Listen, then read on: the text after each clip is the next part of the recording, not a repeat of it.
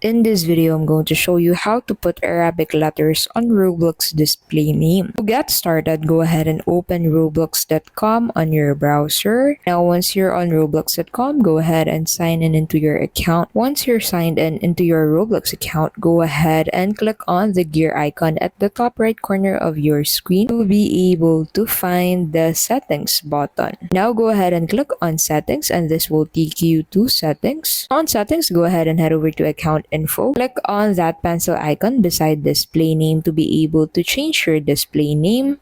After that, go ahead and open a new browser and search for Google Translate. Set the before text into the text language and the after text into Arabic. So go ahead and search for Arabic and click on that. Now enter the word or specific name that you want to transform into Arabic into this section. After that, go ahead and copy the Arabic version by clicking on that copy button. Head back to roblox.com and paste this Arabic version into the change display name field. After that, go ahead and head on that save button to save this as your display name. Take note that your display name can only be changed once every 7 days. So make sure that you're sure with the name and translation that you want to use for your display name. And that is how you can simply put Arabic letters on Roblox display name. Thank you so much for watching, and we'll see you in the next video.